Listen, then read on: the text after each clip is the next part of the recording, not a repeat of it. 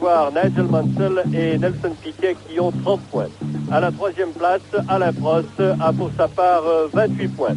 Et ici, des images du vainqueur du Grand Prix du Brésil cette année, du Grand Prix de Belgique à Spa, Alain Prost bien sûr que vous avez reconnu. Ici c'est Ayrton Senna, vainqueur à Détroit, on le voit sur ces images, et à Monaco au volant de sa Lotus Honda.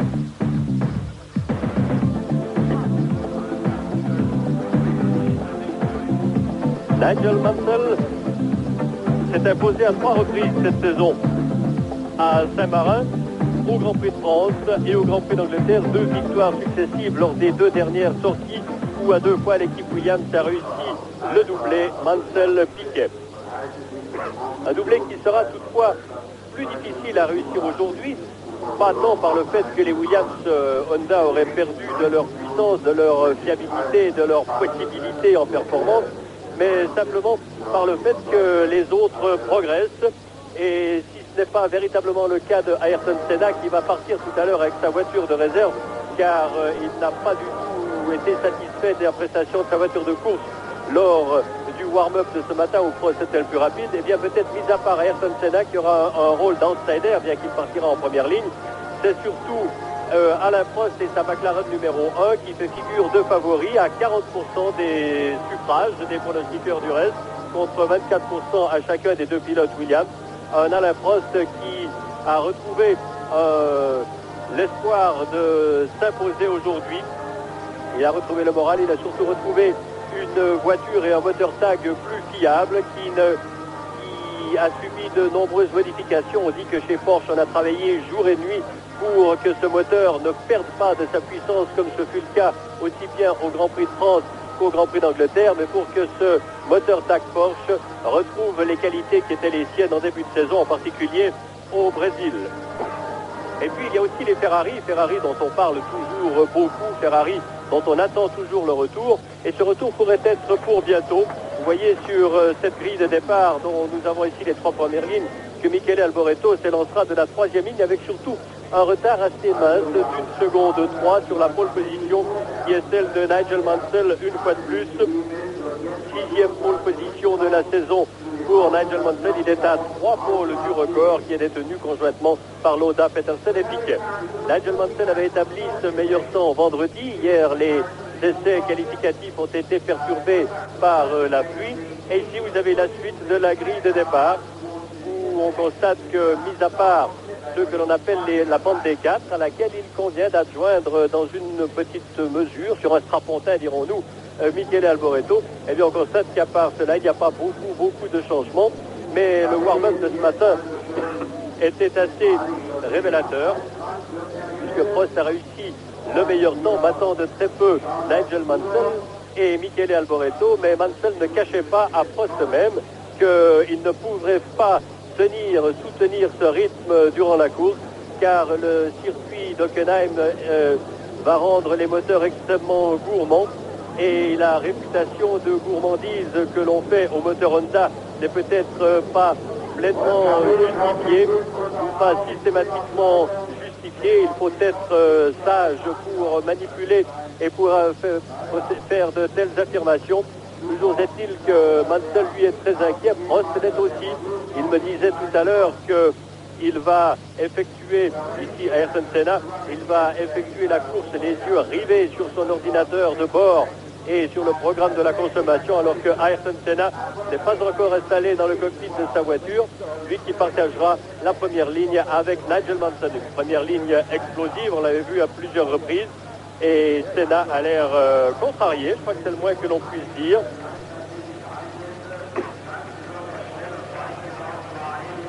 On s'affaire encore autour de son moteur. C'était plutôt des problèmes de tenue de route qui étaient à l'origine de son insatisfaction ce matin, alors que Prost, lui, affichait une sérénité qui est celle des grands jours et qu'on a souvent retrouvé en lui au matin de ses victoires.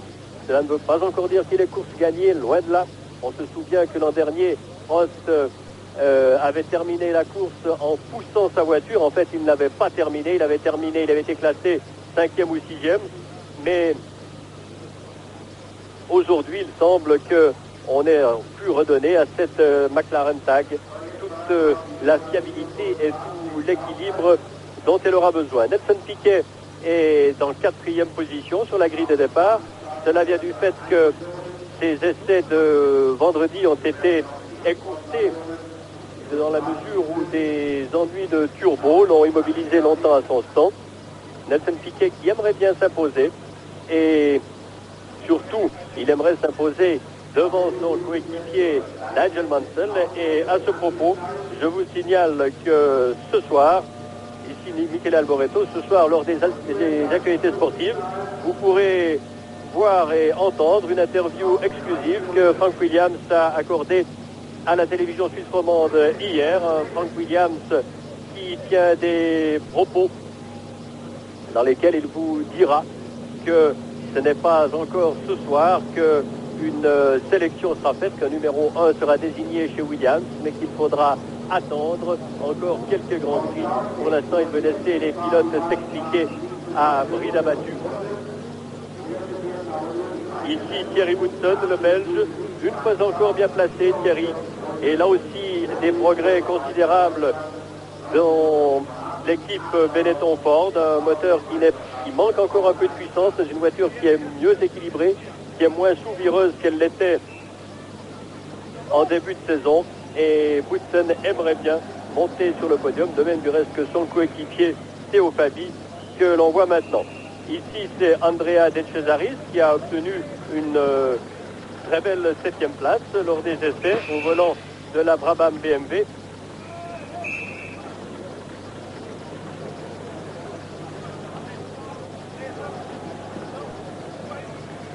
Et voilà le coéquipier d'Alain Prost, Stefan Johansson, le Suédois, qui est un peu moins heureux qu'en début de saison.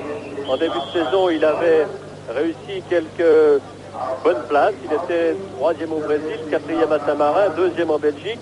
Et puis par la suite, il y a eu des abandons à Monaco, une 7e place à Détroit, une 8e seulement en France et un abandon en Grande-Bretagne. Lui qui est un finisseur, aimerait bien redresser la barre, mais il a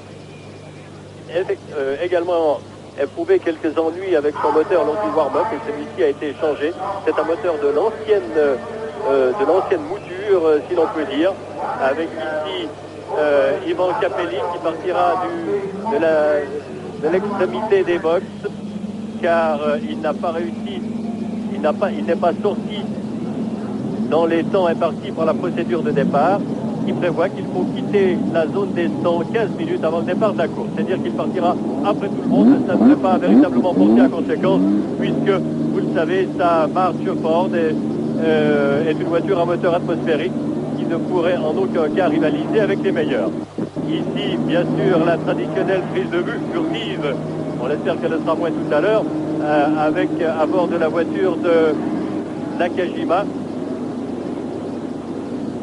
Et que l'on s'affaire autour de la voiture de Berger.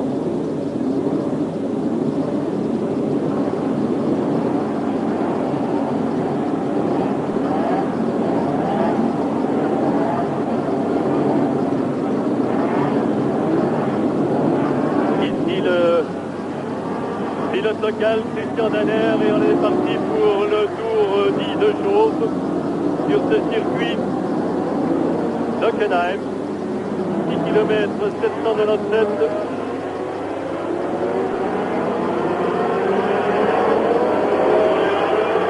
Avec cette longue portion dans la forêt, 2 circuits en un en quelque sorte, avec toute cette partie dans la forêt et ce que l'on appelle le stadion. Mansell, Senna, Prost, Piquet, Alboreto, Woodson.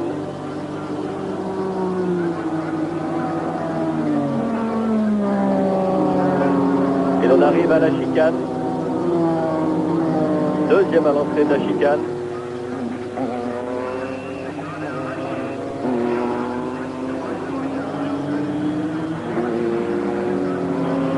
On change 25 fois de vitesse par tour. Ce qui fait pour 44 tours un total de 1100 changements de vitesse.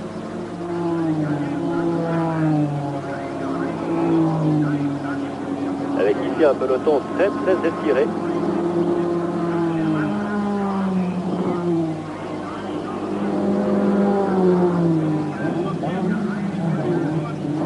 La deuxième chicane, juste avant ce que l'on appelle la haute courbée, celle qui ramène les pilotes en direction du motodrome proprement dit.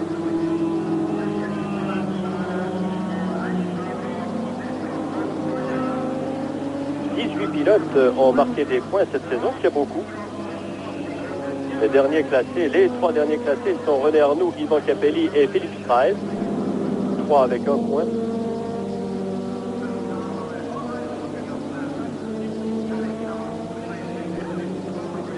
Et voilà, Nelson Piquet avec son numéro 6 peint au collet en blanc, alors que le numéro 5 de Mansell est collé en rouge sur fond bleu. C'est pas toujours très facile de différencier les deux voitures, les deux Williams Honda.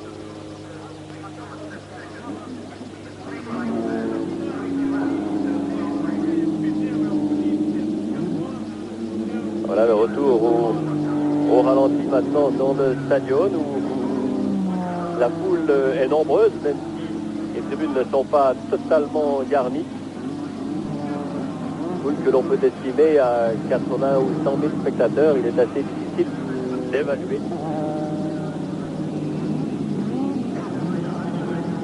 Un spectacle toujours assez saisissant que celui de ce stadion d'Hockenheim.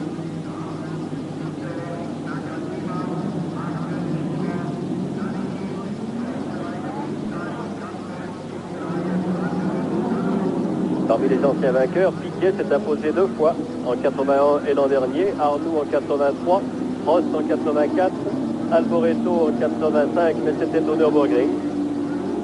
Et c'était la dernière victoire d'une Ferrari et d'Alboreto, il y a de cela 31 Grands Prix déjà. Avec là que la foule est considérable. Et Mansell vient s'immobiliser. We're your commentators, as usual, James Hunt and Murray Walker. The Williams has certainly got the power and the speed and the fuel efficiency that are needed at Hockenheim, and Piquet won in a Williams last year. Senna in the spare car will not be too rattled. He was expecting possibly to have to do that after the trouble he'd had in the warm-up, and it's almost between 4 and 7 seconds after the red light. The German Grand Prix of 1987 will be on. And they're still forming up at the back of the grid. Caffey is coming through. Fabre, the Frenchman in the AGS. There are the official cars in the background. So the 2 lines of cars are ready. It is 44 laps. And it's go. And Mansell drags a bit. Senna takes the lead. Prost goes up past him. And Mansell is in 3rd position with Ayrton Senna leading round the first right-hander, with Alain Prost sprinting up from 3rd on the grid to 2nd in the race. And as you can see, Martin Brundle there has been left at the start in the Zach speed, and it's Senna leading. And now the Williams comes up and retakes Alain Prost, who's back again down to 3rd. Yes, and there we see immediately the Williams Mansell demonstrating the power of the Honda engine, because he made a poor start, but Prost was ahead of him into the first corner, but as soon as they got onto the straight, Mansell was able to power past back into 2nd place, so he's recovered 1 from the start. There's Capelli, who started from the pit road. He'll be on fairly cold tires. You saw his car sliding about then, because they won't have had the benefit of a warm-up lap. So through the chicane. And round the Ost curve, down to the 170 mile an hour and up to 200 mile an hour straight. It's still Senna leading, Mansell 2nd, Prost 3rd, Piquet 4th. And now it is through the 2nd chicane. They're doing 190 miles an hour as they come down towards the stadium, where they come into sight of these vast concrete grandstands, which can hold, when they're full, 100,000 people. There is Stefan Johansson. That's Berger. And as they come into the stadium turn, round the Sachs curve, up to the Opel curve, the right-hander, it's still Senna. And don't forget, this is the spare car which he set up in practice in completing lap 1, leading Mansell and Prost. Yes, Senna and Prost will be very keen to set up a fast pace early in the race.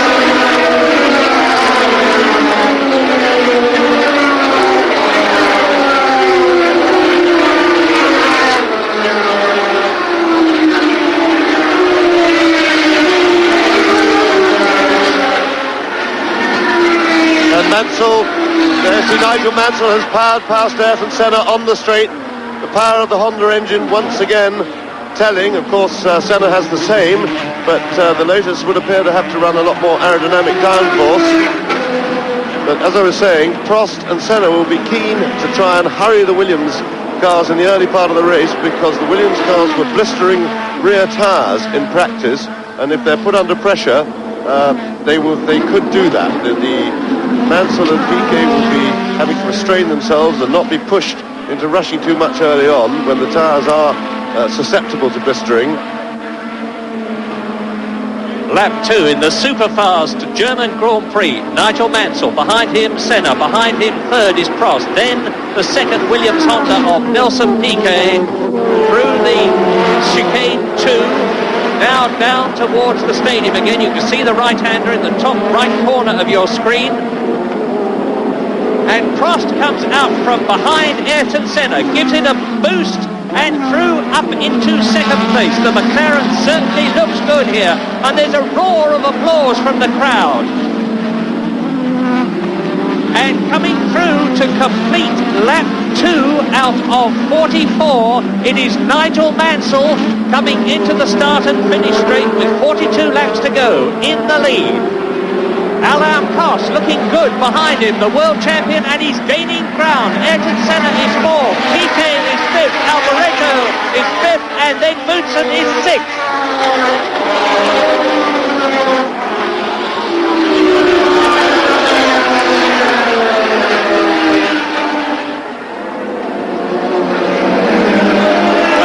As expected, Nelson Piquet moves past Ayrton Senna, so Piquet up into third place.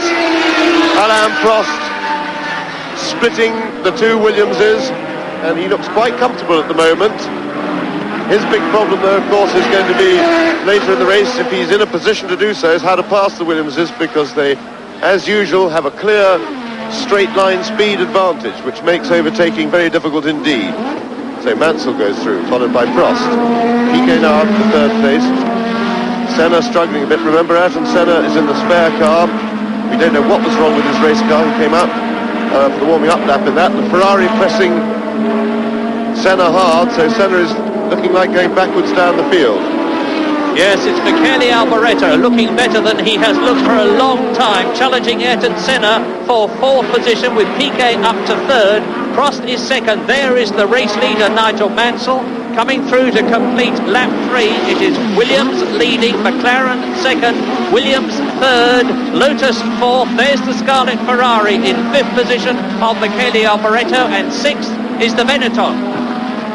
Yes, and it's something that all Grand Prix enthusiasts really have been waiting for. It's been too long since we've had a Ferrari in the frame, and Alboreto was very quick in the warm-up this morning, and the Ferrari really does appear to be in better shape than they've been for a very long time. Incidentally, through the infield, Alboreto was comfortably quickest. He was the quickest car through the quick set. And there is Alboreto challenging Senna.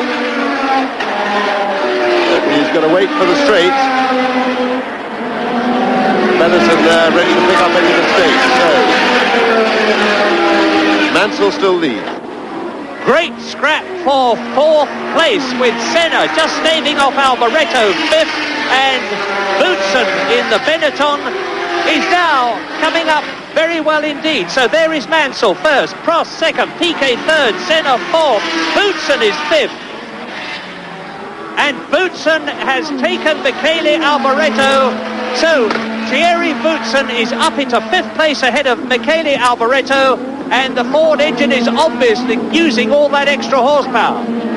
Yes, and it would appear that Alboreto rather dug his own grave there, because by trying to outbrake Senna in the stadium instead of waiting till the straight, he was a little bit slow in the corner out onto the straight, and that gave Boutsen the chance that he needed.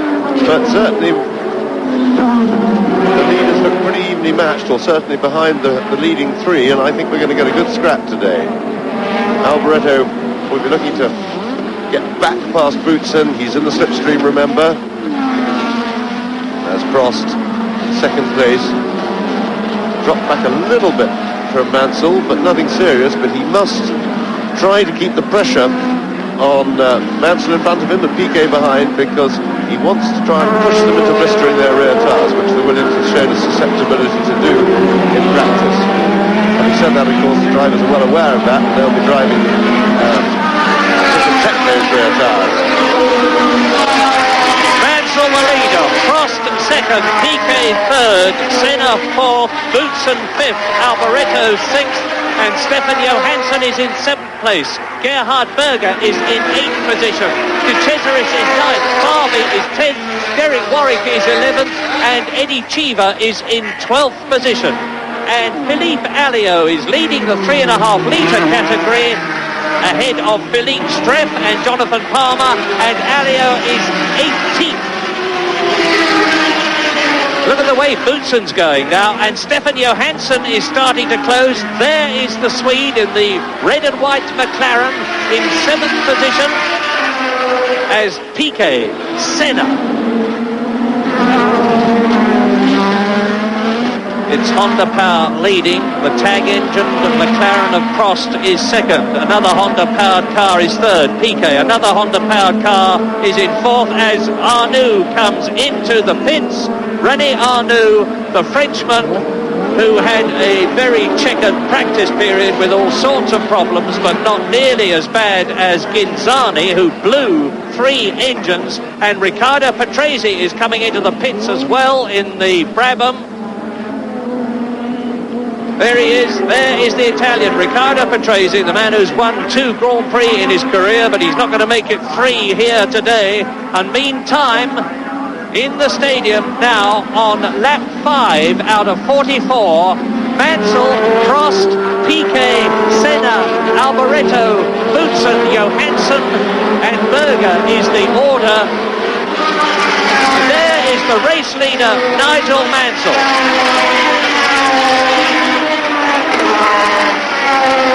Well, Mansell has got a cushion of about a second, that is all, just a little over a second ahead of Alain Prost. Prost will be happy, I think, with this. He's in a strong second position. He's watching his fuel counter, keeping an eye on Mansell ahead of him and the others behind.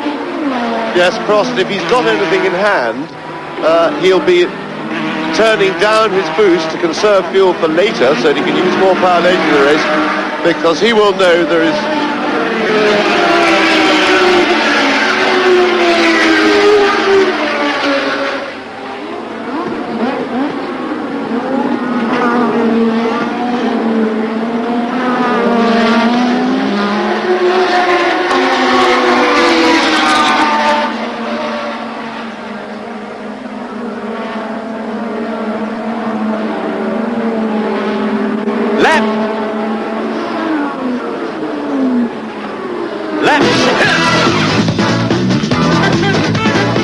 Grand Prix. Tourné a changé une nouvelle fois de leader avec Alboreto qui presse cette maintenant de belge, alors qu'il y a une avance de plus d'une seconde sur lui.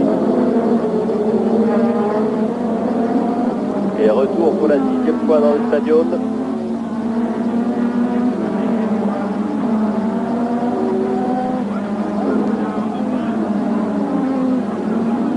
Avec Prost qui est bien proche de Senna maintenant, beaucoup plus que tout à l'heure. Ah oui, il est tout proche, il va prendre la tête.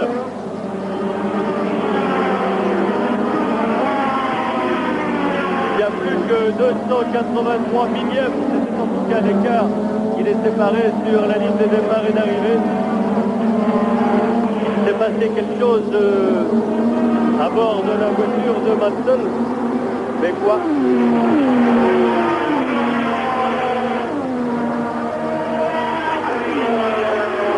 que soit Prost, soit Piquet se sont très nettement rapprochés de lui. De même que Senna du reste. Et nouveau meilleur tour pour Prost ici, Christian Danner, une 48,987.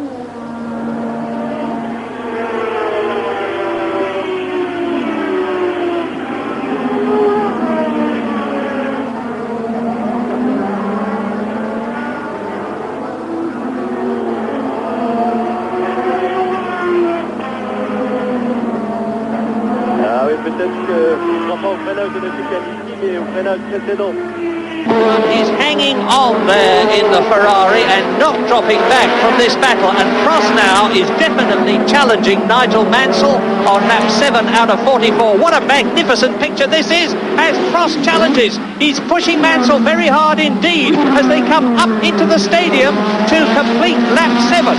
Alain Prost with his front wing tucked almost under the gearbox of Mansell's Williams going for the lead. Yes, and Mansell chose to defend the lead there by going over to the right-hand side of the track, covering the inside line into the stadium. It looks like we've got a real race on our hands here. Prost will not want to pass Mansell here, because if he does, the power of the Honda engine will just carry Mansell straight back past him. But now, Prost is in the tow. Piquet is lurking, ready to pick up any aggravation. You see the cars following the line, just snaking after the others, keeping the tow. And Mansell again taking the inside, but Prost has gone past him, and Alain Prost goes through to take the lead. On lap 8 out of 44, the Frenchman was seen by a lot of people here as the favourite, and he's showing terrific form. I think Mansell is not happy with the handling of his car. He broke an under tray in the warm-up this morning. They had to dismantle a lot of the car to replace it. The car was bottoming heavily on this bumpy circuit, as was Piquet's car. But now, look at Alain Prost, who is very clearly entirely happy about his situation. There are the top 4 men in the World Championship. It's Prost leading, Mansell second, Piquet third, Senna there in the yellow Lotus in 4th position. Michele Alboreto is 5th in the Ferrari. Boutsen is 6th in the Benetton. Johansson is 7th. Berger in the Ferrari is 8th. De Cesaris is in 9th place. Barbie is 10th. Warwick is 11th. And Chiva is 12th as they come into the stadium again. This is a very important moment for Prost. He's got to get the stadium absolutely right, the twisty section, to try and stretch his lead a little bit to get away. And there's Arnoux back in the pits again, so that's his second visit. So obviously an unhappy and ineffective afternoon for René Arnoux. And in the stadium, Prost is now trying to stretch his lead, to break the toe from Mansell, and here they are again. He's probably got just enough as they power out back onto the straight. But certainly the leading runners very evenly matched. The leading 4, that's one of the Brabhams limping along. I think that's De Cesaris. No, I gather that was Patrese. So Prost may have got past Mansell, but Mansell is not taking it lying down. He's clinging on and fighting. Little wheel over the curve there, no problem. And it's really, really heartening stuff to see Ferrari back in contention. Alboreto is running in 5th place. He's only a couple of seconds behind Senna. Very much in there. Senna pressing Piquet in 4th place. Can't match the Williams cars for straight line speed, but seems to be able to match them for overall speed round the lap. Only 1.5 seconds covers the first 4. The leader, Alain Prost, through to the 4th place man Senna, and there is Piquet third. I was talking this morning to Hans Metzger, who is the Porsche engine designer, and he said we have 3 new engines here today for the McLaren team, for Prost and Johansson.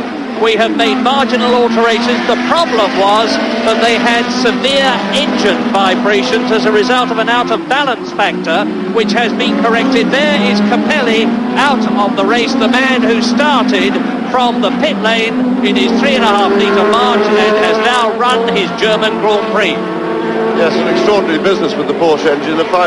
apparently they had forgotten to balance the crankshafts of the engine. They've now finally remembered that it helps to balance the crankshaft. And they brought these engines here last night, put them in the cars, and hopefully they've done their homework to balance the crankshaft. It's sort of the standard thing to do with a racing engine, and a rather horrendous oversight by Porsche.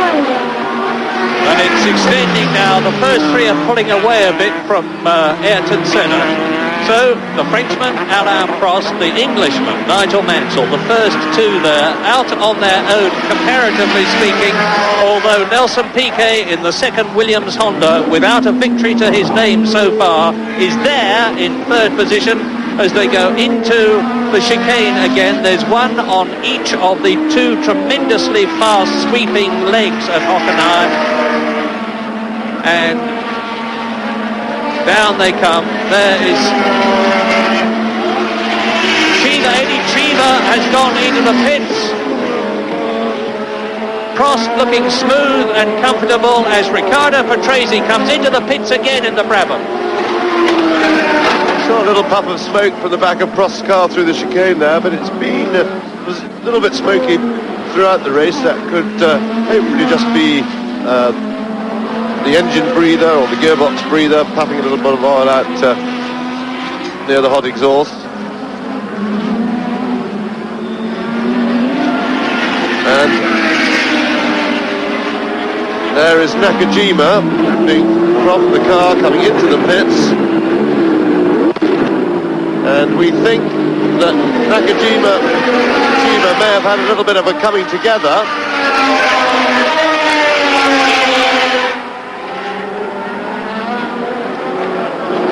So an unscheduled pit stop for Nakajima. And Alboreto has dropped back up into fifth place, has gone Thierry Boutsen. Up into sixth has gone Johansson. Up into seventh has gone De Cesaris, because Michele Alboreto in the Ferrari, who had hoped for so much from this German Grand Prix, is there in the pit lane. And it must be for more than tyres. They will change the tyres as a precaution, which doesn't mean to say that they're worn out. It means that he is going to be in the pits for over the 10 seconds or so that it takes to change them. But there is something amiss with the Ferrari that is nothing to do with tyres. And now on lap 11, which is exactly quarter distance in this 44-lap race, Alain Prost leads Nigel Mansell. There he is by less than a second. Those two are pulling away a bit. They are now 3 seconds approximately ahead of Piquet, who has got Senna right behind him in fourth position. Boutsen is fifth, and the second McLaren of Stefan Johansson is in sixth position. You should see him come round the corner. Well, you just missed him as Senna passes one of the arrows and is now setting about trying to take Nelson Piquet, but seemingly without success. This is the stadium section coming through to complete lap 11. That is Piquet in third position. Ahead of him is Mansell. Yes, sadly the leading four seem to have split really into two pairs. Prost and Mansell opening up a little bit of a gap now of some 4 seconds to Piquet and Senna. And there is Michele Alboreto. And what a great shame that Ferrari, or Alboreto at least, is out of the race so early on, when at long last Ferrari just seem to be a lot more competitive than they've been really for some years now. So there's Alain Prost leading Mansell, and their battle just beginning to take them away a bit from Piquet and Senna, who you see there. Remember, Senna is in the spare car, trouble with the race car, we know not of what sort, before the race after the warming up lap. But he wasn't very happy, Senna, with the car in the morning warm-up, and it may be that he just felt the handling wasn't right. There was something amiss with their active suspension, which of course, remember, is still very much in the development stage. And Prost, I'm sure, would really like to get away from Mansell to a bit, so that he hasn't got to watch his mirrors so much, so that he can settle down and concentrate on keeping things really smooth and conserving fuel. But Mansell, quite rightly, is harrying him. And there are the leaders, the first two, coming up to complete lap 12. Prost and Mansell now in a race of their own, because they are some 4 seconds ahead of Piquet, who is third, who is 2 seconds ahead of the fourth man, Senna. Boutsen is now 9 seconds behind Senna in 5th position. Johansson is 2 seconds behind Boutsen in 6th place. Then Andrea De Cesaris in the only one of the 2 Brabhams which are still effectively running. Piquet there, Ayrton Senna. And we are seeing here with Senna in the Lotus Honda, which has the same engine as the Williams cars, suffering from the fact that his car's total package is not as effective as the Williams Honda. Williams have had 4 years experience of the Honda engine. They have evolved a superb handling package. The Honda engine is reliable and fuel efficient. This is Lotus's first year with the Honda engine, having had a Renault last year, and they've got a lot of work still to do. Derek.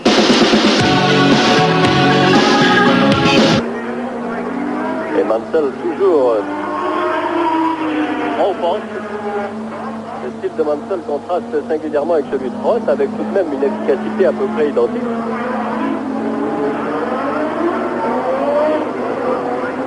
Et la Williams talonne beaucoup plus que la McLaren. La conduite en est rendue beaucoup plus difficile.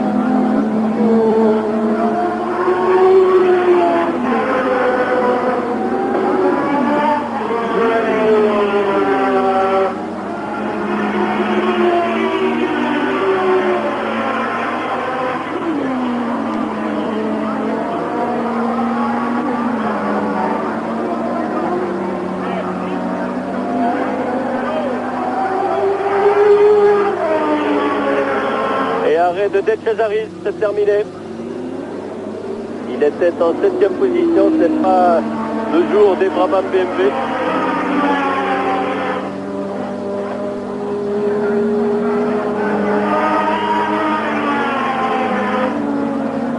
Bon début de course pour De Cesaris, un peu comme Alboreto,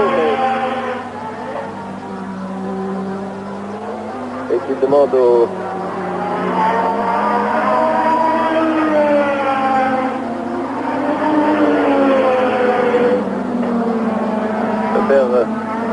manier l'extincteur lui-même.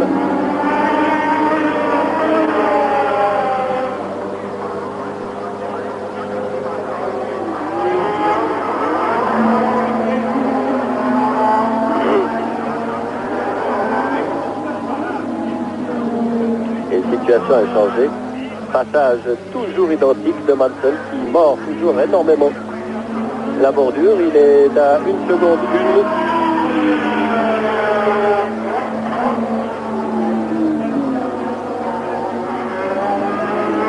La Prost qui est en tête depuis le 10e tour, depuis le 8e tour, pardon, nous sommes dans le 13e en ce moment.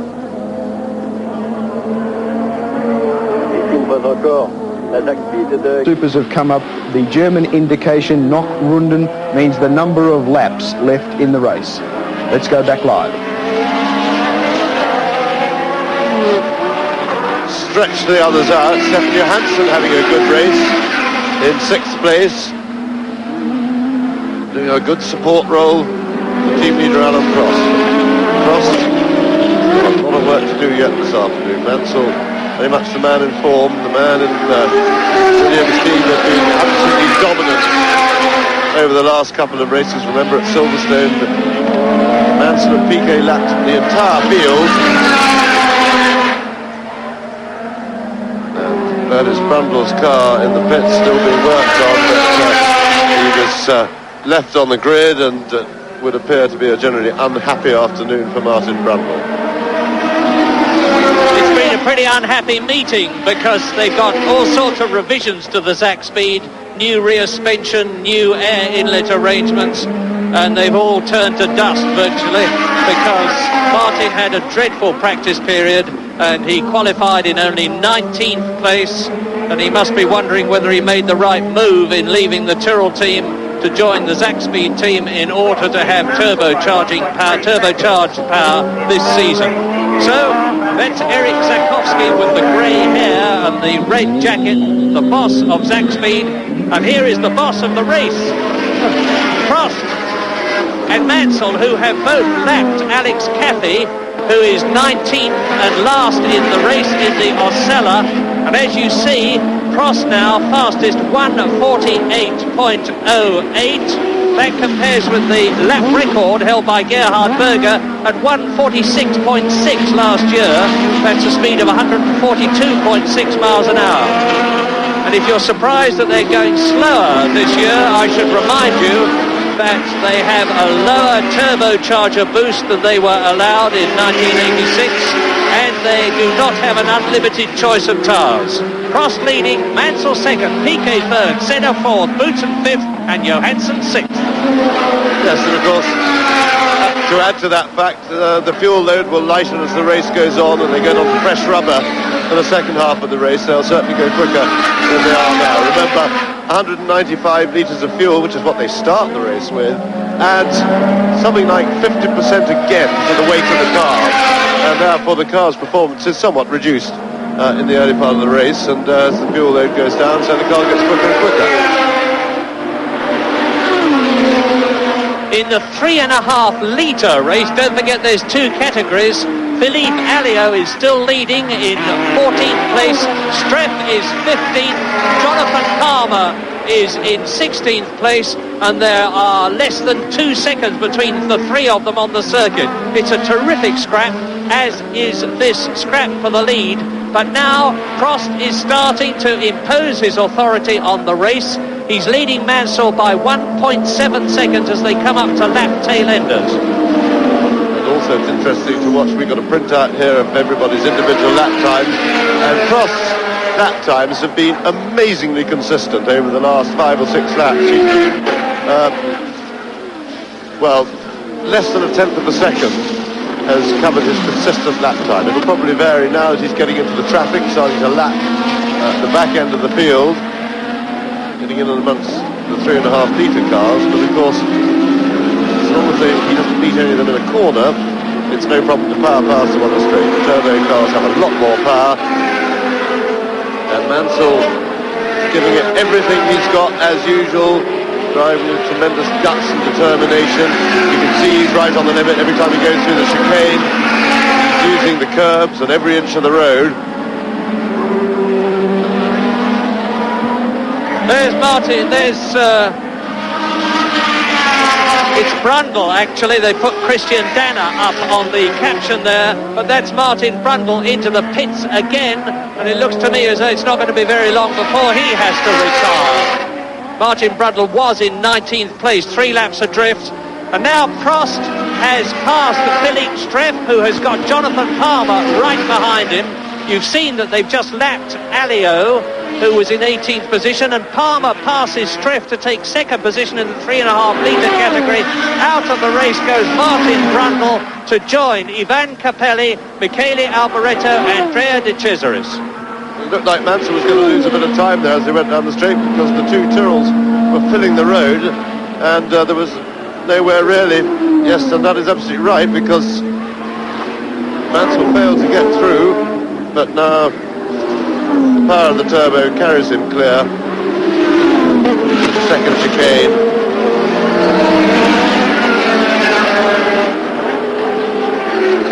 He will power away. So the back markers, the traffic 3.5 litre category playing a part there. Returns the leader Alain Prost. He stretched his lead on Mansell a little bit there, but I think Mansell should be able to recover that pretty quickly if he's got the pace. But he did seem to be on the limit to stay with Prost, and a little bit of air might be just what Prost needed. Mansell now has put up the fastest lap of the race. He's the first man under 1:48. Well, there's the scrap for the 3.5 litre second place. But meantime, Alain Prost, as you look at Nelson Piquet in third place, is 3 seconds ahead of Mansell on lap 18. And Mansell is extending his lead over teammate Piquet by some 1 second a lap. There's Prost, who has lapped Campos in the Minardi. Now we are on lap 18. As ever, cars will be stopping to change tyres, and it will happen any time between, and into the pits goes Johansson.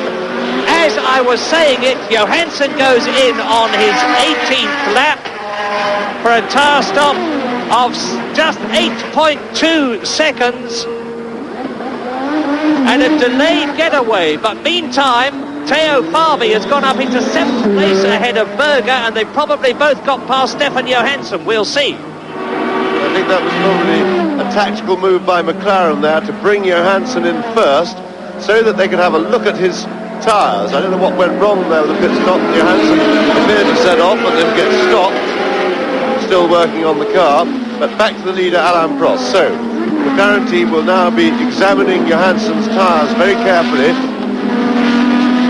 to see if the information they get from the wear can influence their instructions to Prost about when he stops.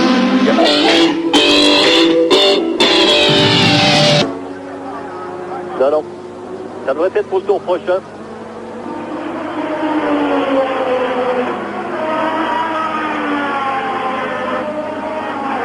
Seconde juste entre les deux. Et ici Danner qui va être doublé. Donc qui a été doublé.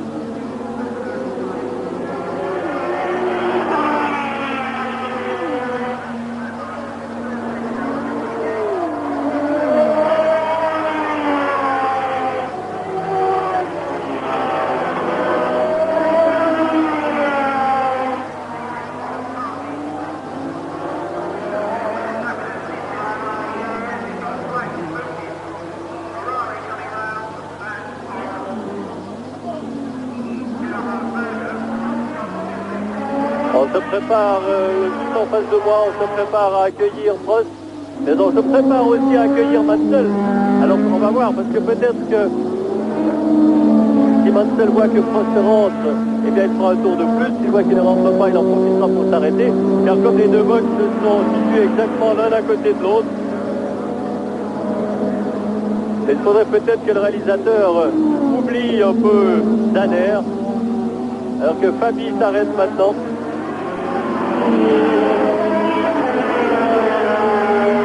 Alors voyons ce que va faire Prost. On est près chez lui, on est près juste à côté. Gerhard Berger. Let's go back to the action. Delay would be a disadvantage, but he's not. He's staying out. No, he's in. So Alain Prost into the pits for his routine tyre change, and the timing to me would seem to be just about perfect. So Mansell inherits the lead. Nigel Mansell takes the lead, and let's see how long Alain Prost takes. Nigel Mansell pulling away, of course, but he will have to come in later to change his tyres. And that's a... No, it's not. What has happened? Prost stops. It was only 6.7 seconds from start to stop, and then he stopped again. And still, he is in... He hit the jack. That's what happened to Alain Prost, and Senna is still in fourth position. And that would appear to be what happened to Stefan Johansson as well. So maybe the jackman was a little, the front of the car a little bit sleepy today, but that was a shame for McLaren because it was a fantastic stop time-wise, and the times are really coming down. Mansell with a 1:47.1 approximately, and he's going quicker and quicker. So Prost, going into the pits, is now on cold rubber. And something is amiss with Gerhard Berger's Ferrari as you look at the Williams Honda of race leader now, Nigel Mansell. Berger, and I hope you'll be able to see it, has just gone past us. I think the under tray has come undone and is dropping on the ground and is sending up a great plume of sparks. There's the confirmation as boom goes Gerhard Berger's engine, and out of the race goes the second Ferrari to join Michele Alboreto, who retired earlier on. And another absolutely disastrous race for Maranello, who Alboreto has now had 5 failures to finish, and this is Gerhard Berger's 5th failure. But Berger went off in practice when the suspension broke, and the race order now on lap 20 out of 44 is Nigel Mansell leading, with Alain Prost having made his tyre stop in second position. Nelson Piquet is third, and Piquet is coming into the pits now to make his pit stop. This is the first of the two Williams cars.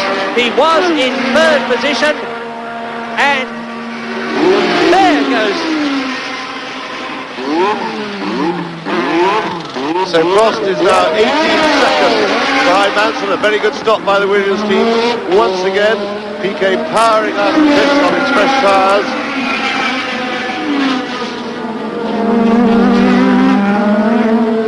That's a shame for the McLaren team, and looks like Derek Warwick to me. Oh, it's Andrew de Cesaris. I beg your pardon, certainly not Eddie Cheever. It's de Cesaris just wandering back, having abandoned his Brabham, so another mechanical failure for the Brabham team, it would appear.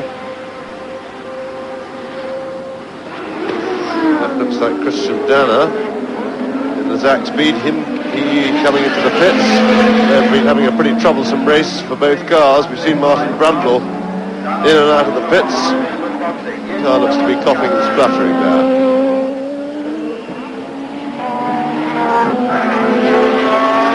And of course, the reason we see so much of that is Zach Speed is the local German team, and we'd quite like to get back to the leaders and see just what's happening there, but I dare say we will eventually. So, surprised the Germans show such an embarrassing performance.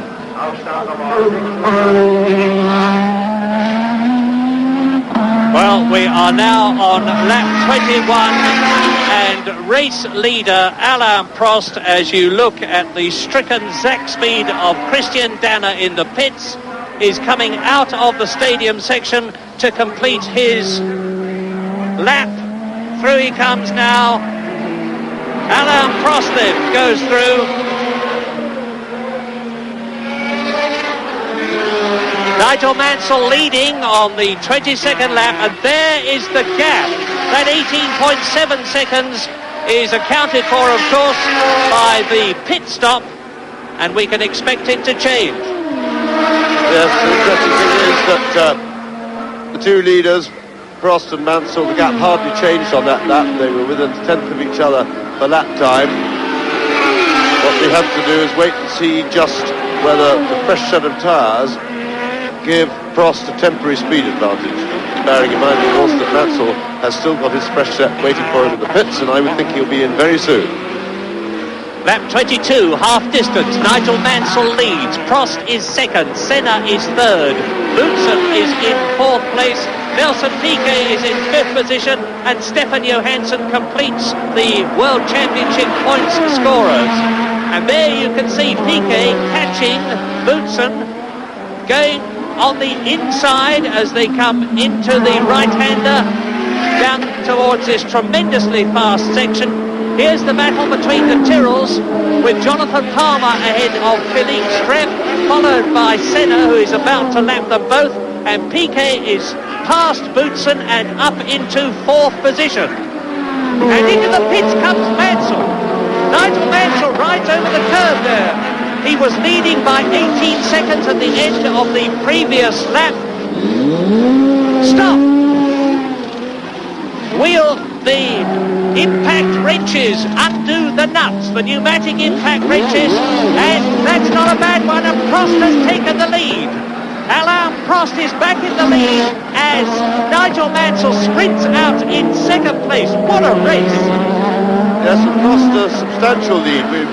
We'll have to wait till they come round again. You see Prost powering away down the straight, see Mansell in the background, but it'll be at least 5 seconds. Prost will be very happy with that. The pit stop round has put him into a bigger lead than he had when he went for tyres in the first place.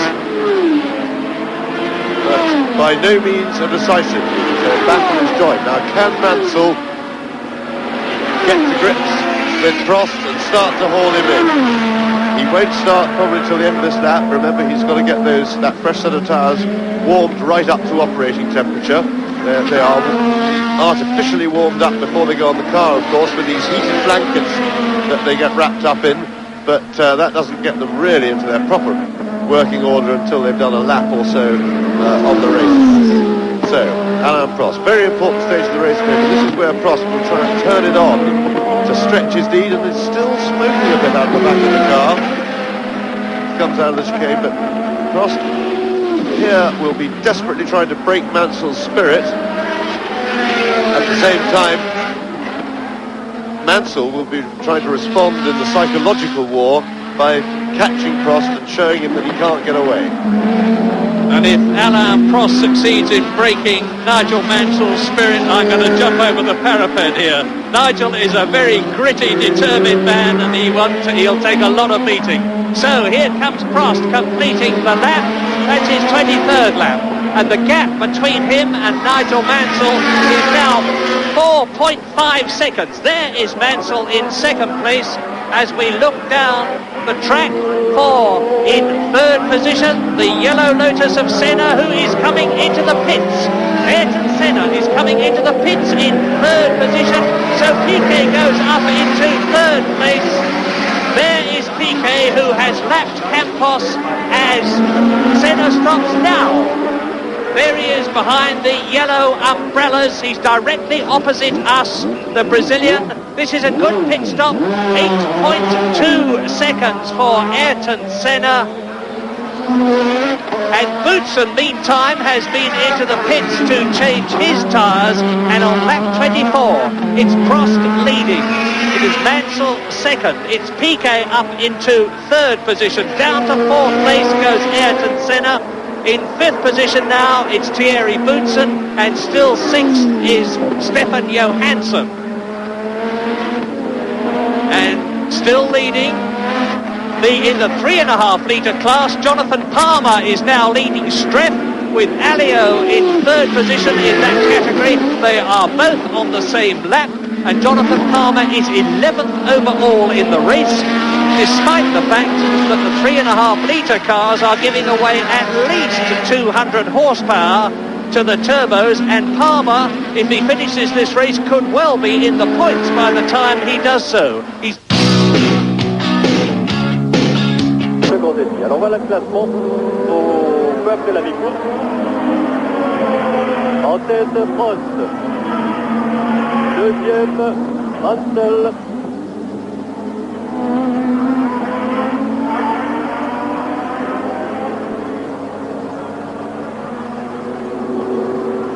Et nouveau record, non pas record du tour, mais meilleur tour pour Prost, une 46-807. Il est tout près du record de Berger. Et Mansell a fait mieux encore, une 45-716. Mansell est à 3 secondes 4, il fait le forcing, Mansell, pour revenir sur Prost, troisième ticket, qui est à 24 secondes et demie du leader.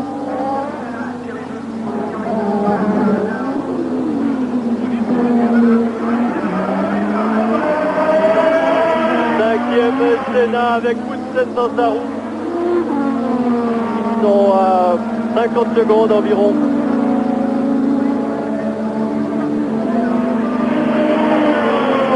Sixième Johansson qui est à 1 minute.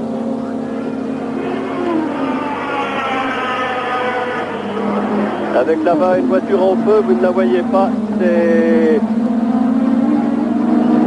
c'est la Arose de Warwick, alors qui brûle beaucoup. Alors, il faudrait pas qu'il revienne au 100 avec un feu aussi important. Donc il n'arrive, oui, se rend compte de l'étendue du désastre. Il va se mettre bien à l'abri, Derek Warwick, au volant de la Rose Mégatron.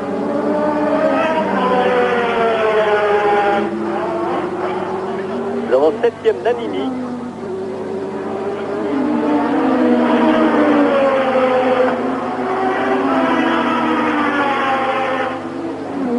Et voilà Berger qui rentre, beaucoup d'abandon.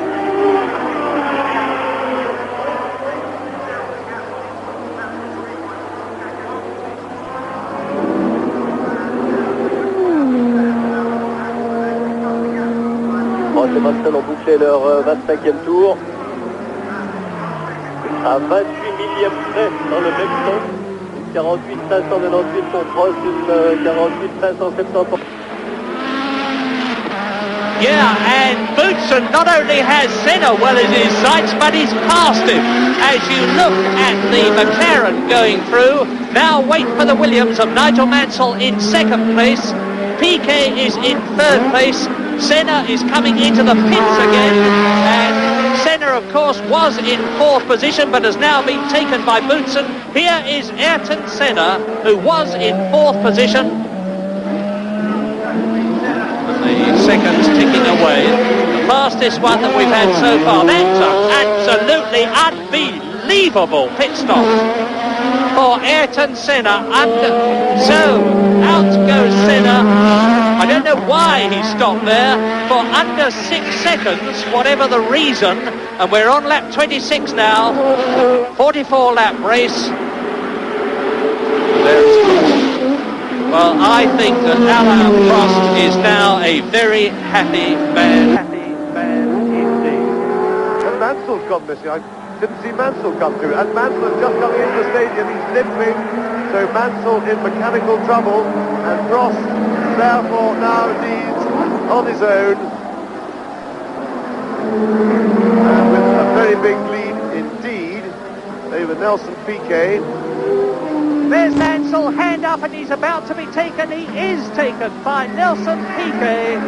The Brazilian moves up into second place, and off the circuit goes 3 times winner this year, Nigel Mansell, out of the German Grand Prix to lose his second place in the championship for certain. There's a big disappointment for Nigel Mansell.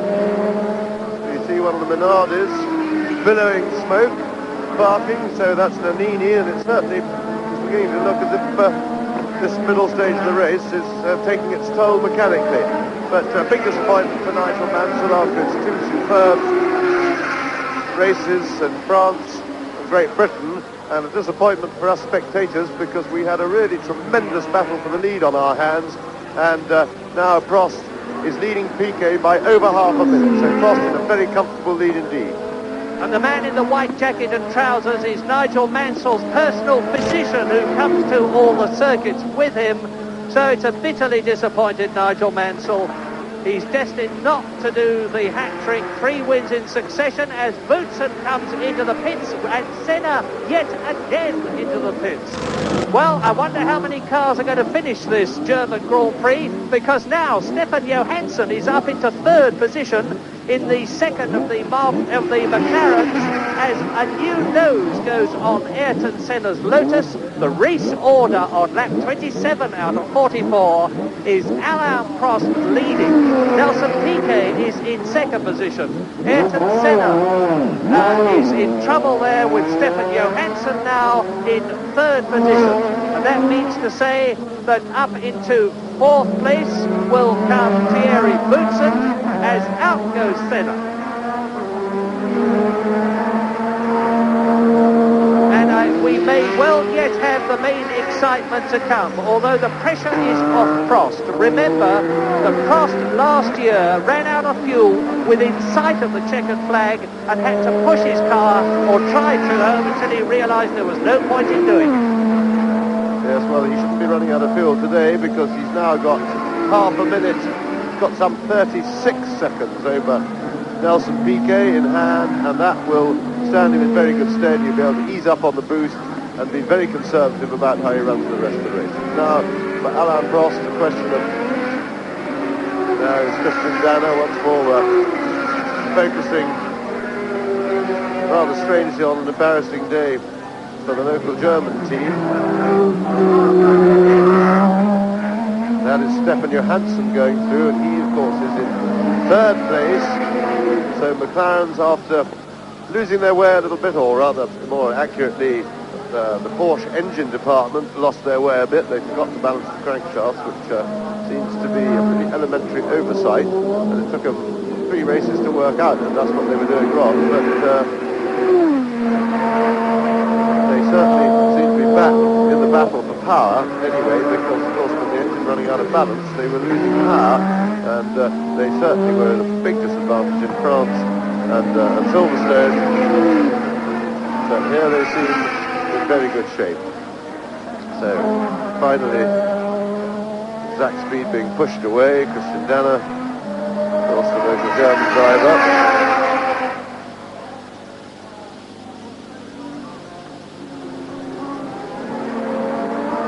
And with Mansell going out of the race and Senna running into trouble with 2 unscheduled pit stops already, the race has suddenly strung right out and settled down, because Alain Prost really has no more racing to do. All he's got to do is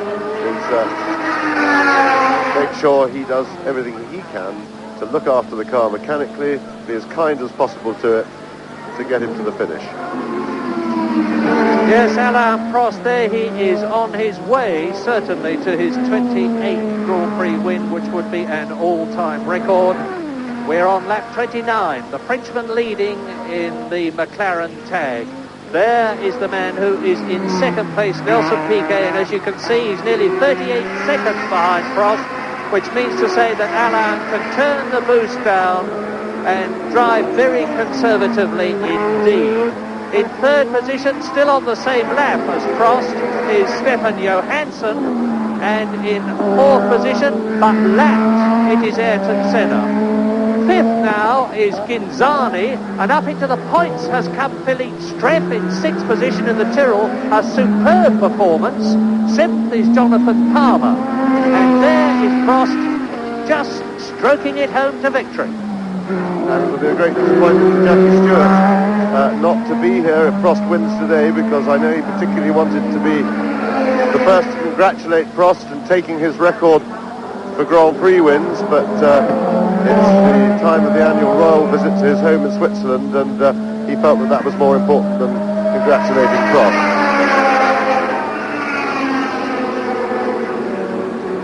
Campos has lasted a long time in this race. He's higher than he's ever been before. The young Spaniard in the Minardi is in 8th place, but I don't think he's going to be very much longer from the look of the smoke that's coming out of his car, because he is about to blow up. As over the line in second position, Nelson Piquet, he's sounding a bit rough as he goes down into the right-hander, or at least his car is. 38 seconds now behind Alain Prost. Then there's this long gap before Johansson goes through, and there is little excitement in the first three places as we get the sight of the sparks flying up from Piquet's car. A lot of drivers out, of course, and there is Campos doing what I said he was going to do, coming in to retire, I do believe. Capelli is out, Alboreto is out, as is his teammate in the Ferrari, Gerhard Berger. De Cesaris is out. Both the Zach Speeds, the local German cars of British driver Martin Brundle and the German Christian Danner are out. Fabre, the Frenchman in the AGS, is out. I talked to him and his team manager Paul Cherry yesterday about the fact that he had finished all 7 races, and Paul Cherry said, well, now that you've spoken to Fabre, you'll probably retire here, and that's exactly what's happened. It's the first race that the Frenchman has failed to finish this year. Warwick is out, of course, Mansell is out, and there is Alain Prost. He has now completed 30 laps in this 44-lap race. There's Piquet in second position, and Prost has got it all made, provided he just keeps going. Yes, and he certainly slowed his pace right down. Prost has backed off by some 2 seconds a lap and more, and he's still stretching his lead from Piquet, so things look very comfortable indeed for Prost. It's just a question of keeping fingers and everything else crossed. Piquet crosses the line there, and he's 36.5 seconds behind Prost. And they say Prost is taking it pretty easy as well. Prost then through the chicane at the far end of the circuit, then across the curve, powering the way down the straight, reaching some 200 miles an hour before he brakes, go down into the very quick back chicane, the chicane number 2. More powering onto the straight, peaking at a little over 200 miles an hour as he hits the brakes before he turns right into the stadium section.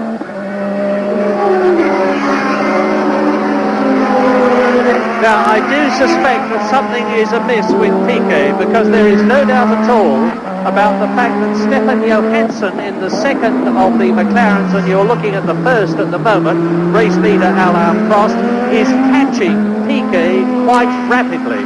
The race order at the present moment of this, the 31st lap out of 31, is Prost leading, Piquet some 36 seconds behind him, then Johansson about 40 seconds behind, then Ayrton Senna is in 4th position, Ghinzani is 5th, higher than he has been for a very, very long time. In fact, Ghinzani has only ever finished in the points once in his life, and that was in an Osella. Is he going to finish for the second time in the points in a Ligier today? We'll see. Philippe Streff is in 6th position in the 3.5 litre Tyrrell, has been lapped by Prost, as has Jonathan Palmer, who is 7th. Philippe Alliot is 8th overall and 3rd in the 3.5 litre category, 2 laps behind the leader. 9th was Campos, still limping. Thierry Boutsen is dropping back all the time, of course. Nigel Mansell out of the race, and there are only 10 runners effectively left, and we have still got 12 laps to go at the end of this one. Well, Prost is now letting Piquet slowly chip away at his lead, but of course he's got a lot to play with, a lot in hand, and is in fact lapping some 3 seconds slower than he showed earlier in the race that he was capable of doing. So Prost has really backed off. He's quite obviously protecting the car to the maximum possible extent.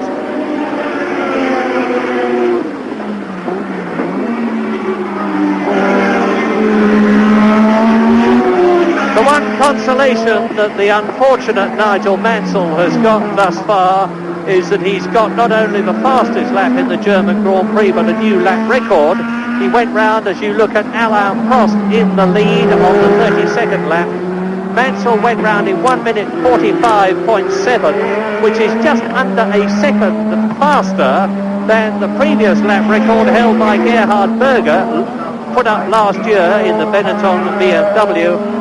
And Prost, now this amazing man, as you look at Senna going through, striking sparks, and not this smoke coming out as he went on the overrun for the right-hander, which took him out of the chicane and up the first of the fast legs towards chicane 1.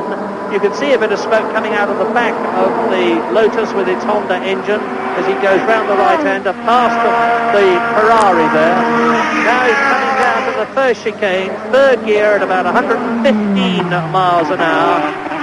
And that stab of flame is nothing to worry about, but the smoke most certainly is. I've got a feeling that Senna is running down in this race, and Ghinzani might even finish in 4th position by the end of it. There's still 11 laps to go at the end of this one. Senna has been lapped, number 12, in 4th position. The man who won at Monaco and Detroit, the 2 street races, thanks to not only the Honda engine, but the active suspension. There is his pit crew, and those gantries are for the airlines to operate the impact wrenches which undo the nuts, which hold on the wheels. And there's the Brazilian. Well, Senna made a policy decision to go with the active suspension this season, and he's paying for it a bit in these fast races, Silverstone and here, because there is no doubt at all about the fact that the Lotus technicians have not got the active suspension to work as well on quick circuits as they did at Monaco and Detroit, at both of which circuits Senna was, of course, the victor. We're now on lap 33. Prost is leading. 34 seconds ahead of Piquet, second. Johansson is the only other driver than Piquet and Prost to be on the same lap. Senna, that you're looking at now, is in 4th position and has been lapped. Ghinzani is 5th. Streff is 6th. Palmer is 7th. Alliot is leading the 3.5 litre category now in 8th. There is Streff going through. And so now lap 33. Prost has completed it.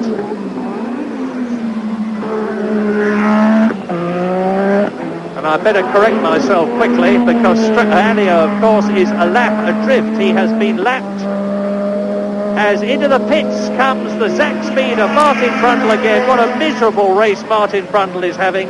And just to get the record straight again, Streff is 6th and leading the 3.5 litre category ahead of his teammate Palmer 7th, and Alio is 8th overall, 3rd in the 3.5 litre category. Out of the pits goes the Zach Speed, and the Zach Speed problem is the problem of constructors like Minardi and Osella, and even the 3.5 litre category, March and AGS. Not enough money. You need a massive budget to sustain a car at winning level in the turbo class and even in the 3.5 litre class. There is Alain Prost completing his 34th lap.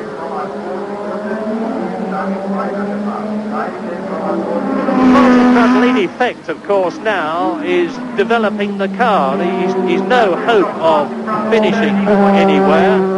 He's running, but will he still be in contention at the end of the race? The answer is, of course, no, and they are undoubtedly trying to put right whatever is wrong. He's repeatedly coming into the pits to have adjustments made as Senna goes through in 4th position. PK still battling on at reasonable speed, but 33 seconds behind Alain Prost. No real hope of catching him. His only hope for winning the victory is that Prost will run into some sort of mechanical trouble. But he'd like to keep going as fast as he can, just to keep the pressure on, to make sure that Prost has to work the car as hard as possible. Senna well back in 3rd place, lapping a good bit further than he could. He's got some sort of mechanical trouble. His engine's a bit smoky, but we've seen him in the pits twice since his scheduled tyre stop, so they changed the nose on the car once, so he's obviously in some sort of strife. And this race has really taken its toll mechanically. We've got only 8 or 9 cars still running, and considering that it's not a very hot day here, and that is Alio, that's Ghinzani in the Ligier, and Ghinzani was having a tremendous run. His race appears to be coming to an end. The marshal's just pushing the car out of the way to try and get it to a safe spot. So it looks like a dead engine on Ghinzani's car. And that means, of course, that with the unfortunate Ghinzani again failing to finish, as he has done in most of the races in which he's driven in his career, up into 5th place comes Streff, and up into the points comes Palmer. And the race order now is Alain Prost leading, Piquet, who, to adjust the saying, seems to be always a groomsman and never a groom, because for the 6th time in 8 races this year, he looks as though he's going to finish in 2nd position. And he failed to finish, of course, at San Marino for the simple reason that he failed to start there, having had that enormous crash in practice. He failed to finish in Belgium when he had a turbo problem. So in every race in which he has finished this year, Piquet has finished 2nd and looks like doing the same thing again here. He has now lapped again Ayrton Senna, who is in 4th position. There is the Brazilian in the yellow Lotus in 4th place, having been lapped by Nelson Piquet, lapped 36 out of 44. Prost leads. Piquet, there he is, still in 2nd position, and it'll be his 2nd position this year if he finishes there.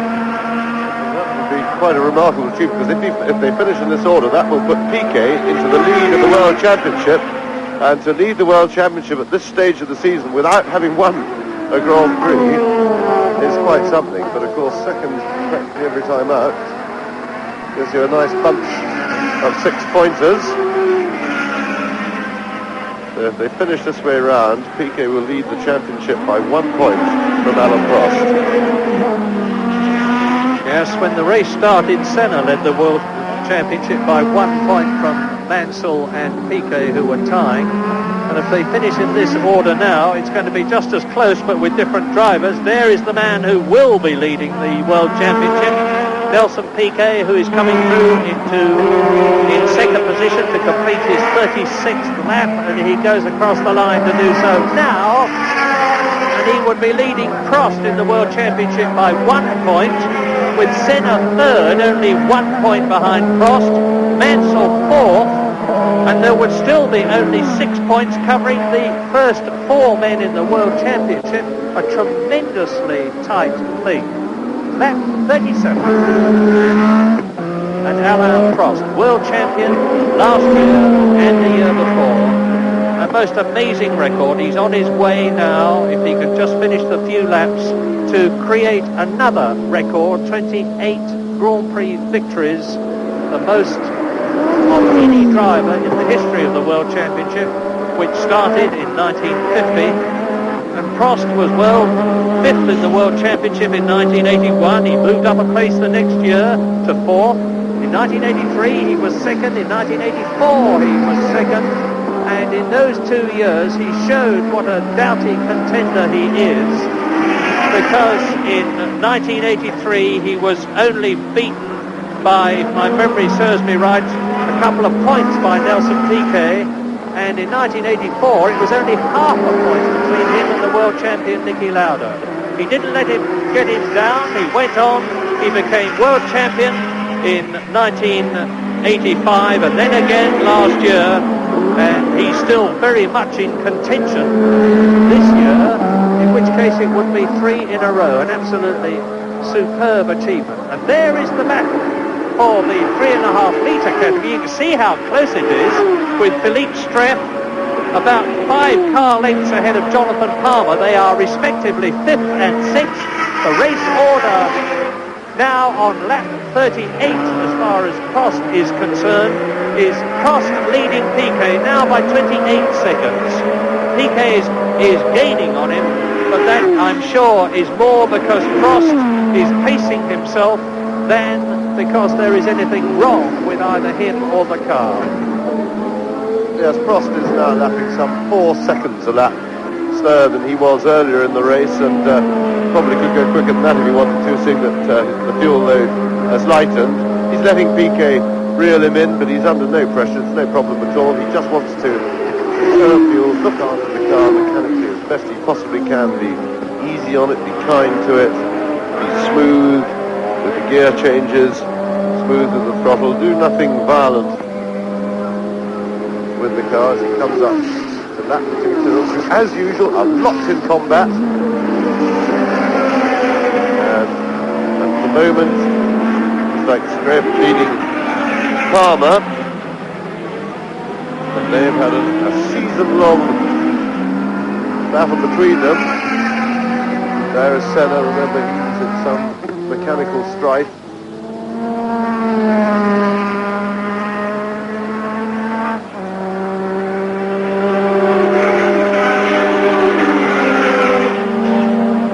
And Streff and Palmer once again, of course, battling for the lead of the 3.5 litre category. You see how nimble those 3.5 litre cars are around the corners. Remember, they have a lower weight limit than the turbo cars. They are allowed to be some 40 kilos lighter, which is enough to make a noticeable difference in the cornering power. But of course, when they get to the straights, they can't really hold a candle to the turbocharged cars. There's less than 2 seconds now between Philippe Streff, who is in 5th position overall, and his teammate Jonathan Palmer, both of them in 3.5 litre Tyrrell Cosworths, and Palmer in 6th position. And effectively there are only 7 drivers left. Prost leading, Piquet second, Johansson third, all those 3 on the same lap. Senna fourth, has been lapped and is on the same lap as Streff 5th and Palmer 6th. Philippe Alliot is 2 laps behind and third in the 3.5 litre category, 7th overall. Those are the only 7 left. And look at the scrap now. Palmer is straining every sinew to catch his his teammate Philippe Streff, the Frenchman. Palmer, who has opted out of the Group C race at Brands Hatch today in order to compete in this Grand Prix, and how right he was. Yes, I think the directors should stay on the battle behind, because that is the battle of the race at the moment. Battle for the lead of the 3.5 metre class. 5th and 6th places occupied by the two Tyrrells. And Palmer once again fighting to get past teammate Streff. There goes Prost, taking it really very easily indeed. He's in no hurry at all. There's Nelson Piquet, who's around the other end of the stadium and is substantially behind Alain Prost. To be exact, 17.2 seconds, and with only 5 laps to go, he's got no chance of catching that. His one chance is that Prost should run into some sort of mechanical bother. But Prost, from half distance onwards, has been able to nurse the car, look after it. Has need to run the engine at high power outputs or use a lot of fuel, and he'll be taking it pretty easily. Piquet still lapping pretty quickly. He's just put in a 1:47.5, which is apart from the inspired lap by Mansell, which I suspect had a little bit of boost turned up on it just after his pit stop, which would be normal. There's Frank Williams. Well, I don't suppose he'll be too disappointed, and he has, after all, had tremendous... And there's Alain Prost, and Prost has run into the mechanical trouble. Or has he run out of fuel? This is sensational. Alain Prost is coasting, and Alain Prost is out of the German Grand Prix and the lead on lap 40. And that means to say that Nelson Piquet will be going up into the lead and to win his first Grand Prix of 1987, provided he finishes. He is now on lap 40 in this 44-lap race. A sensational development. Alain Prost, the winner in Belgium and the winner in Brazil, bitterly retires, as he did last year in Germany. I find it hard to believe that it's for the same reason, because if he's run out of fuel on the 40th lap in this 44-lap race, there was some bad misjudgment somewhere. And there are the McLaren team. No, it can't be fuel at this stage unless they've had a leak or some major problem with the engine management system. They've had a lot of electrical trouble this year. Prost is having a look around the instrument panel, which makes one think that maybe it is electrical. A big disappointment from Alain Prost personally and the McLaren team in general, who must have felt pretty much sewn up today, and I would have thought they'd been very happy with the performance of their engine after so many disappointments. But there it is. That's the way it goes in motor racing. Mansell, of course, also was stricken by mechanical troubles just up around half distance, and here is Nelson Piquet now. We'll slow it right down. He is a long, long way. He's over a minute, nearly a minute and a half in front of Stefan Johansson, who of course has moved up into second place. And I think just by running now you automatically get a point in this race, because we've certainly got no more than 6 cars still running. And here is Stefan Johansson, who finished second in Belgium and third in Brazil, and he's now crossing the line in second place with the disappearance of his teammate, previous leader Alain Prost. And I wonder if Stefan is getting the instructions to step things up and try and put some pressure on Piquet. There is not much point in it if he is, because as you can see, 70 seconds is a tremendous difference. It's well over 2/3 of a lap, 1 minute 45, and there's poor Alain Prost mentally ruminating over the victory that was so very nearly his. So, race order now. Nelson Piquet is leading on lap 41 out of 44. There is the new second place man, Stefan Johansson. All of a sudden, around me, many flags of Brazil have appeared and are being waved enthusiastically, with Piquet on his way to victory on lap 42. In third position now then is Ayrton Senna. Fourth is Philippe Streff. Fifth is Jonathan Palmer. And I'm wondering if we're going to get 6 points finishers the way things are going at the present moment. because Philippe Alliot, who is officially running 6th at the present moment, is running slowly and behind in over 2 laps behind. But here is Piquet. The fruits of victory look as though they are going to be his, and rightly and rewardingly so. 5 second places so far in the 7 races he has driven. Sorry, in the 6 races that he's driven in. And now here he is in his 7th race out of 8 because he failed to start in San Marino. That's Alan Chalice on the right, the chief mechanic of the Williams team. Sheridan Finn is behind the wheelchair of Frank Williams, and they are unexpectedly going to see a victory for one of their cars, not for Nigel Mansell, who showed such good form earlier on in the race, but for Nelson Piquet, who will have a much bigger lead in the World Championship than I had thought earlier on, as Stefan Johansson, the amiable Swede, who finished 2nd in Belgium, 3rd in Brazil, 4th in San Marino. Those are his 3-point scores so far. That is Ayrton Senna, who is a lap adrift but still in 3rd position. And Wesley Danner is, like Martin Brundle, involved now in a testing exercise as Johansson rounds the right-hander at the top of the circuit, the Austin curve, followed by the lapped Ayrton Senna, and Piquet is now coming up shortly to start his 43rd and last lap but one. Is Senna going slower than he was, or is it my imagination?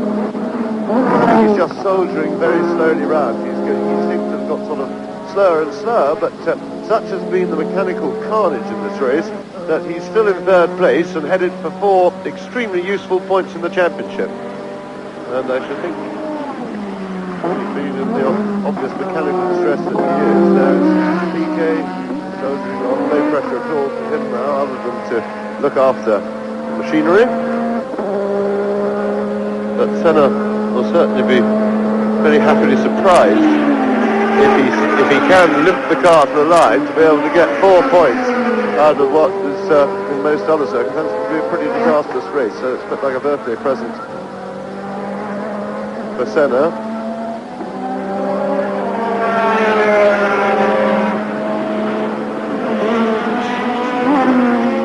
Nelson Piquet through the first chicane, no rush at all now.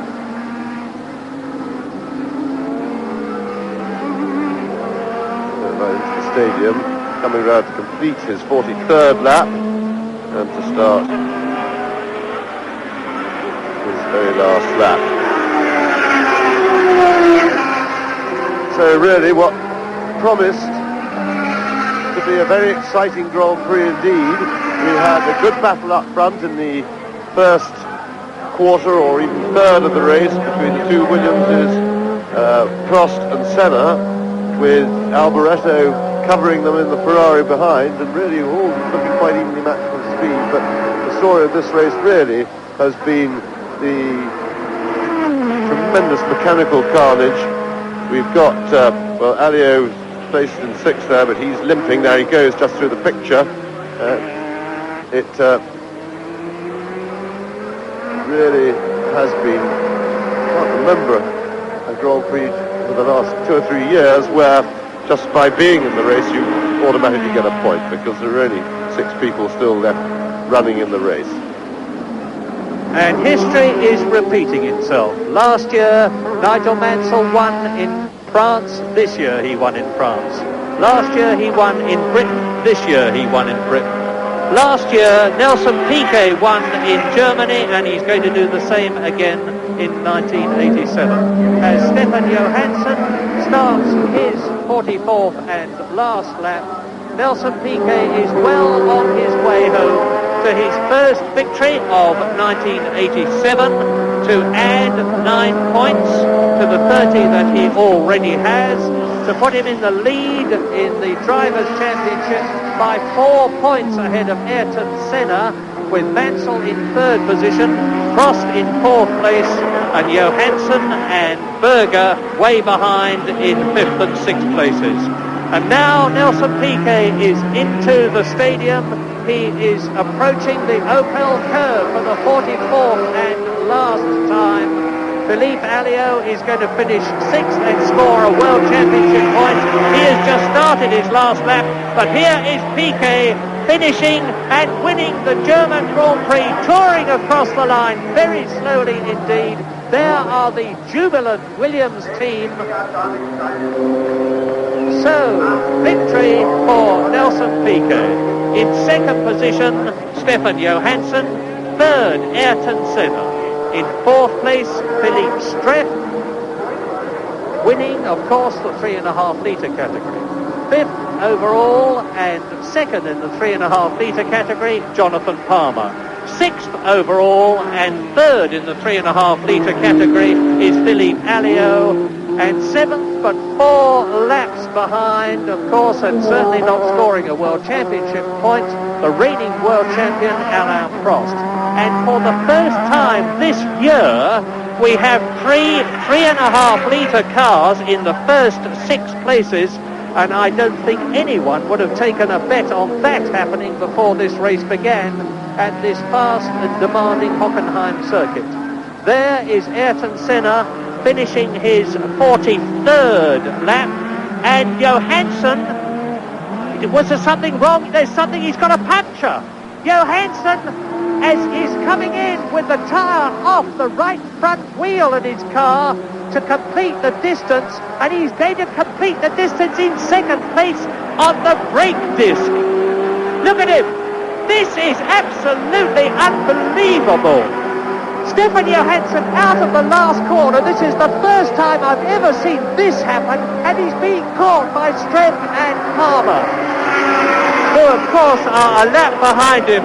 But a race which has sensationally seen Nigel Mansell retire, which has sensationally seen Alain Prost retire, has seen Nelson Piquet win his first Grand Prix of 1987. Has seen Stefan Johansson finish on the rim in 2nd place on the same lap. Ayrton Senna in 3rd place but lapped. Philippe Streff 4th, Palmer 5th and Alliot 6th, respectively finishing 1st, 2nd and 3rd in the 3.5 litre category over a race to remember. Piquet, Johansson, Senna, Streff, Palmer et Alliot. On salue le premier point au championnat du monde de Philippe Alliot et Alain Prost qui est ici, c'est Johansson. On voit qu'Alain Prost est ramené, voilà, par Nelson Piquet. Eh bien oui, la victoire pour un, la défaite pour l'autre.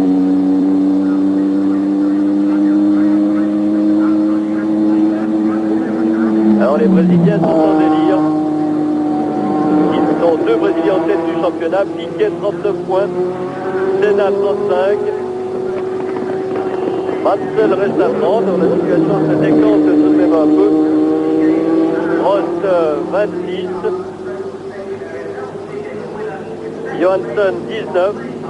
Vous avez tout cela sous les yeux. Puis la cassure, Berger 9, Alboreto 8. Mais il devient urgent pour Alain Prost s'il entend maintenir son titre mondial. Il est urgent pour lui de gagner. Peut-être cela se fera-t-il dans 15 jours au Grand Prix de Hongrie,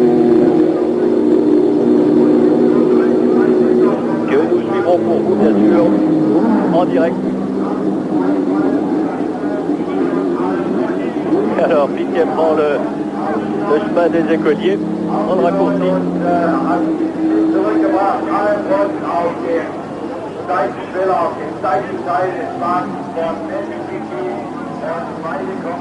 Et il faut saluer la belle performance des 2 Tyrrell. Streff 4e, c'est tout à fait remarquable. Et les drapeaux brésiliens dont je vous parlais, les voilà. Et un drapeau suédois également. Nous allons conclure en vous rappelant la victoire de Nelson Piquet sur William Sonda dans le Grand Prix d'Allemagne. devant Stefan Johansson sur McLaren Tag Force, 3e Senna sur Lotus Honda, 4e Strive, 5e Palmer, tous deux sur Tyrrell Ford, 6e à Lyon. Et au championnat du monde, Nelson Piquet est en tête avec 39 points, 4 points d'avance sur Senna, 9 points d'avance sur son coéquipier rival Mansell. Prost est 4e, il reste à ses 26 points. Johansson en totalise pour sa part 19. Et c'est tout à la joie des supporters brésiliens que nous allons conclure. Rendez-vous dans 15 jours pour le Grand Prix de Hongrie à Budapest. Merci d'être restés en compagnie avec nous cet après-midi, mesdames et messieurs. Bonne fin de dimanche à tous. Ici Jacques Deschenaux qui nous parlait en direct de Hockenheim. À vous le studio, à vous Genève.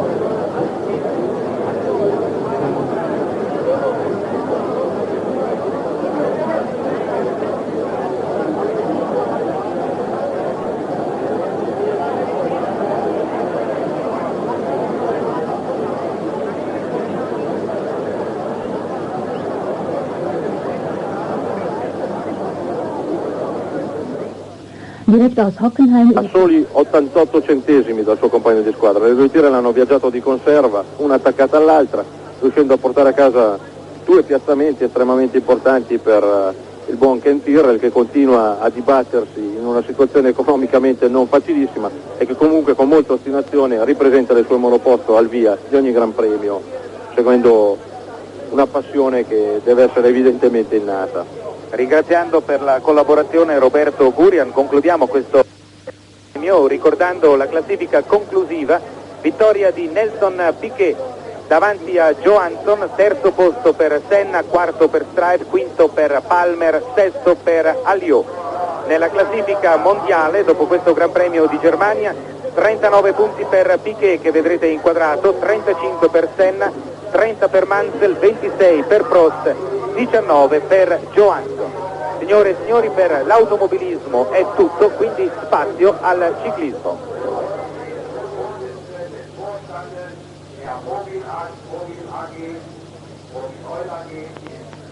Three wheels. Ayrton Senna, third, a lap down. Philip Streff and Jonathan Palmer, excellent fourth and fifth for Tyrrell. And Philippe Alliot, 2 laps down, is sixth. And for Nelson Piquet, a victory at last.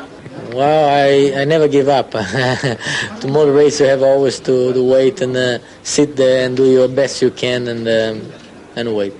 Now, you had a pretty tough weekend, and at one point you had problems in the race. You must be very pleased to have won it anyway. Well, sometimes everything goes complete, 100% right, and in the end you don't win. And this time was everything wrong, and the end came through and 9 points. You know, that's motor racing. That's a sport that doesn't count off only us, it's the car and everything together. Now, you had some problems in the warm-up this morning. What happened then?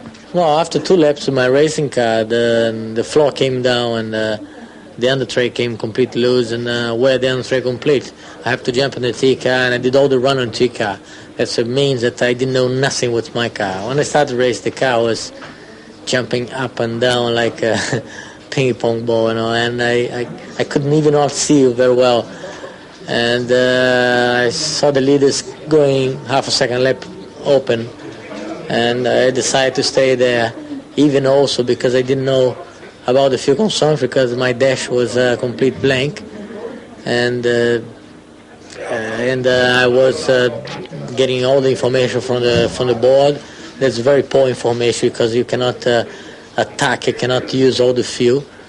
And after the pit stop, 18 laps to go, the dashboard came back again. I started to go very quick because I knew I have some spare fuel.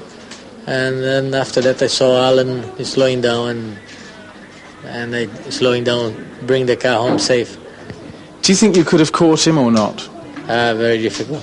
I was getting to second lap. I only have 8 laps to go.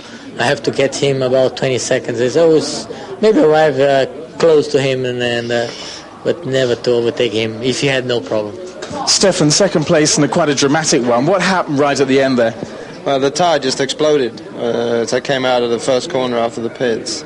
and I had to basically do the whole lap with a completely, not just a flat tire, but it was also shreds everywhere. And in the end, in fact, the suspension broke as well, so the car was going like a snake on the last two straights here.